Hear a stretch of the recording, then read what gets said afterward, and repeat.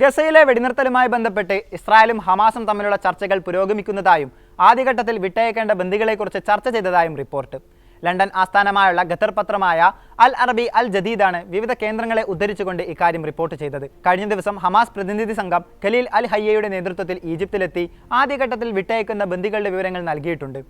പ്രായമായവരും ആരോഗ്യ പ്രശ്നങ്ങൾ ഉള്ളവരുടെയും പേരുകളാണ് ഇതിലുള്ളത്. കൂടാതെ മുൻപ് ഉൾപ്പെടുത്താത്ത 4 അമേരിക്കൻ പൗരന്മാരും ഇതിലുണ്ട്. ഇസ്രായേൽ അമേരിക്കൻ പൗരത്വമുള്ള 7 ബന്ദികളാണ് ഹമാസിന്റെ കൈവശമുള്ളത്. എന്നാൽ ഇതിൽ 4 പേർ കൊല്ലപ്പെട്ടിട്ടുണ്ടെന്നാണ് ഇസ്രായേൽ പറയുന്നത്. ബന്ദികൾക്ക് പകരം മോചിപ്പിക്കേണ്ട ഫലസ്തീൻ തടവുകാരുടെ പട്ടികയും ഈജിപ്തിന് മുൻപാകെ ഹമാസ് നൽകിയിട്ടുണ്ട്. ഈ പട്ടിക ഇസ്രായേൽ പരിശോധിച്ചുകൊണ്ടിരിക്കുകയാണ്.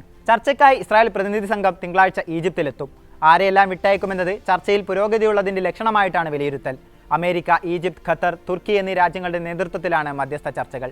ഈജിപ്താണ് ഇത്തവണ നിർദ്ദേശങ്ങൾ മുന്നോട്ട് വെച്ചിട്ടുള്ളത്. ആദ്യഘട്ടത്തിൽ 2 മാസം നീളുന്ന വെടിനിർത്തലിനിടെ ഇസ്രായേൽ സൈന്യം ഘട്ടം ഘട്ടമായി ഗസയിൽ നിന്ന് പിന്മാറണം.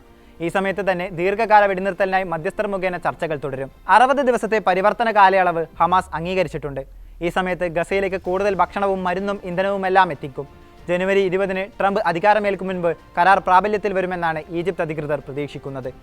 14 മാസമായി തുടരുന്ന യുദ്ധം അവസാനിപ്പിക്കാനുള്ള കരാർ അടുത്തെത്തിയിരിക്കുകയാണെന്ന് കഴിഞ്ഞ ദിവസം ഹമാസ് നേതാവ് ബസാം നെയിം പറഞ്ഞിരുന്നു. ശാശ്വത വെടിനിർത്തൽ, ഇസ്രായേൽ സേനയുടെ പൂർണ്ണ പിന്മാറ്റം, ഗസയിൽ നിന്ന് പലായനം ചെയ്തവരെ തിരിച്ചുവരാൻ അനുവദിക്കുക തുടങ്ങി ഹമാസ് നേരത്തെ മുന്നോട്ട് വെച്ച സുപ്രധാന ആവശ്യങ്ങളിൽ ഉറച്ചു നിൽക്കും. എന്നാൽ ഗസയിൽ നിന്ന് ഇസ്രായേൽ സേന പിന്മാറേണ്ടതിന്റെ സമയക്രമത്തിൽ വിട്ടുവീഴ്ചയ്ക്ക് തയ്യാറാണെന്നും അദ്ദേഹം വ്യക്തമാക്കിയിരുന്നു. വെടിനിർത്തൽ യാഥാർത്ഥ്യമായാൽ ഗസാഭരണം സംബന്ധിച്ച് ഫതഹുമായി ഹമാസ് പരസ്പര ധാരണയിലെത്തിയിട്ടുണ്ട്. ഗസാഭരണം ഉപേക്ഷിക്കാൻ ഹമാസ് തയ്യാറാണ്. എന്നാൽ ഇസ്രായേൽ അധിനിവേശത്തിനെതിരായ പ്രതിരോധം അവസാനിപ്പിക്കില്ല. അധിനിവേശം ഏതു വിധേനയും ചെറുക്കാൻ ഫലസ്തീനികൾക്ക് അവകാശമുണ്ടെന്നും നെയിം കൂട്ടിച്ചേർക്കുന്നു. ഹമാസ് ഫതഹ് ധാരണ സംബന്ധിച്ചും ഈജിപ്തിൽ ചർച്ചകൾ പുരോഗമിക്കുന്നുണ്ടെന്നാണ് റിപ്പോർട്ട്.